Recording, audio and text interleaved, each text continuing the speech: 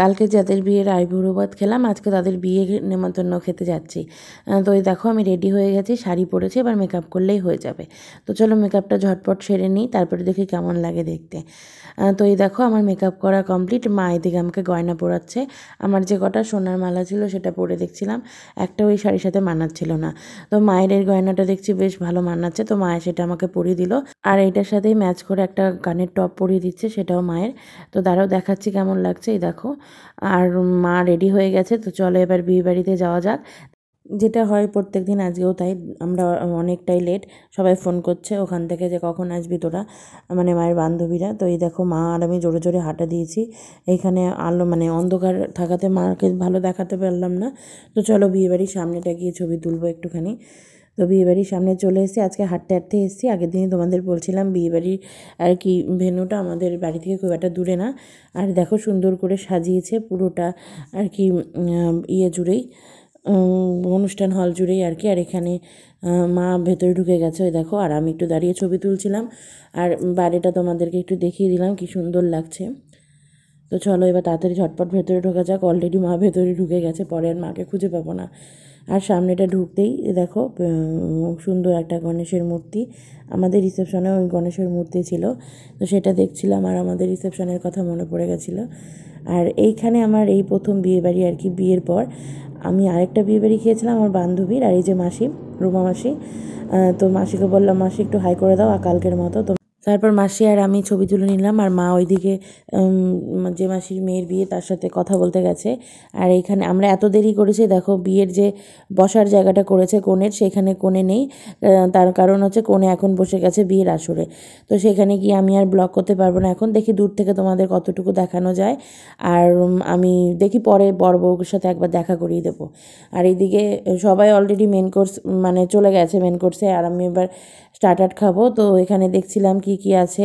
Fish spring roll ছিল, তারপরে coffee ছিল, কোল্ড ড্রিঙ্কস ছিল, আর হচ্ছে পনিরের একটা কি ছিল, মানে ভেজ একটা কি ছিল, নামটা আমার মনে নেই। ওই যে লেখা রয়েছে। তো কোল্ড ড্রিঙ্কস তো আমি খাবোই না এই ঠান্ডার মধ্যে, বাদ বাকি যা ছিল সব একটু একটু করে নিয়ে নিলাম। এবার এক সাইডে দাঁড়িয়ে গেছি, কারণ সামনে মাঝখানে দাঁড়িয়ে খেতে পারবো না। খেয়ে নিই। তো স্টার্টার খেয়ে দেখছিলাম এদিকে কোনোভাবে একটু দেখানো যায় নাকি বর বউকে, তো ওইভাবে কোথাও থেকেই কোনোভাবে দেখানো যাচ্ছে না।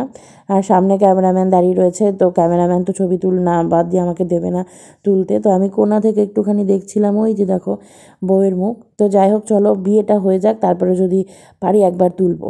তো এখানেও বিয়ে হয়ে গেছে, আমি এই তকেই ছিলাম যে দুজনেরই ছবি তুলবো। তো তারপরে বর আর বউর একটু ছবি তুলে নিলাম। এই দেখো কেমন লাগছে দুজনকে। তো চলো, যেটা আমার উদ্দেশ্য ছিল বর বউকে একসাথে দেখানো, সেটা আমার হয়ে গেছে। এবার আমি চলে এসেছি ওপরে, মানে দোতলায় ছিল মেন কোর্সের আয়োজন। তো সেখানে চলে এসেছি। এই দেখো মেনুটা দেখিয়ে দিলাম তোমাদেরকে।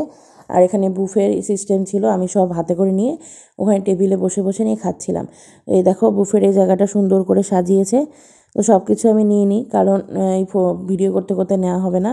তো মাসি অলরেডি খাওয়া শুরু করে দিয়েছে, এদিকে আমার এখনও খাওয়া শুরু হয়নি। মা তো খাবে না, খাবো আমি একা, ওই জন্য একা একা পড়ে যাবো পরে। তো তাড়াতাড়ি করছিলাম, এদিকে ভিডিও না করেও হচ্ছিল না। আর এই যে আমার চাটনি পাঁপড় সন্দেশের আর কি, সন্দেশে যতটা না ভালোবাসা, চাটনি পাঁপড় কোথায় খুঁজছিলাম, পেয়ে গেছি। এবার চলো খাওয়া দাওয়া শুরু করে নিই। তো এই দেখো কুলচা, তারপরে চানা মশলা, আর এদিকে কাটলেট সব কিছু নিয়ে নিয়েছি। তো সেগুলো দিয়েই প্রথমে খাওয়া শুরু করলাম। এটা খাওয়া হয়ে গেলে তারপরে বাদবাকি যেগুলো আছে সেগুলো খাবো। আমি না ওই দাঁড়িয়ে দাঁড়িয়ে খাবারগুলো ভালো এনজয় করতে পারি না। তো সে যাই বলো, আমি হাতে করে নিয়ে এসে এক জায়গায় না বসলে মানে মনে হয় যে প্লেট যেন আমার পড়ে যাবে কখন হাত থেকে, এই ভয়টা করে। তো যাই হোক, ওই জন্য আমি আরও সিট খুঁজে নিলাম, একটা পেয়েও গেছি। ওখানে বসে শান্তি মতো বেশ ভালো করে খাবারগুলো খেয়ে নিয়েছি। প্রথমে কুলচা ছিল, তারপরে কাটলেট ছিল, সেগুলো খেলাম। এখন নিয়ে নিয়েছি বাসন্তী পোলাও আর ভাত, কাতলা কালিয়া, আর এদিকে চাটনি পাঁপড় স্যালাড সন্দেশ এক প্লেটে নিয়ে নিয়েছি। আর মাংস ছিল খাসির, তো সেগুলো দিয়ে সব কিছু দিয়ে আস্তে আস্তে খেয়ে নিই। আর দেখো কতখানি মাংস দিয়ে দিয়েছিল একবারেই। আমি কিন্তু মাছ মাংস পুরোটা না খেতে পারলেও চাটনি পাঁপড়টা একদম শেষ করেছিলাম, আবার নিয়েছিলাম। আমার চাটনি পাঁপড় এতটাই ভালো লাগে, কারণ আমি যেখানেই যাই না কেন চাটনি পাঁপড়ের জন্য পেটে জায়গা রেখে তবেই আমি অন্য কিছু খাই। এই দেখো একবার খাওয়া হয়ে গেছে, আবার দুটো চাটনি, আবার দুটো পাঁপড় আর চাটনি নিয়ে এসেছি। তো এই দিয়ে খাওয়া হয়ে গেলে এবার তারপরে আইসক্রিম খাবো একটা, আর পান ছিল। পানের স্টলটা তোমাদেরকে দেখাচ্ছি, কি সুন্দরভাবে সাজানো ছিল। এখানে 3 রকমের ফ্লেভার ছিল, ভ্যানিলা ছিল, ম্যাঙ্গো ছিল, আর চকলেট ছিল। আর এই যে দেখো মা মায়ের সাজটা এখন দেখিয়ে দিলাম। আর এখানে দেখো পানের কাউন্টার, এখানে কি সুন্দরভাবে পান সাজানো রয়েছে। তো আমি বললাম সব কিছু দিয়ে স্পেশালভাবে একটা পান বানিয়ে দিতে। তো উনি পানটা বানিয়ে দিতে থাকো, ততক্ষণে কি বলি, চলো আজকের মতো ভিডিওটা এই পর্যন্তই। সবার ভালো লাগলে একটা লাইক করে দিও। তো চলো আজকের মতো টাটা।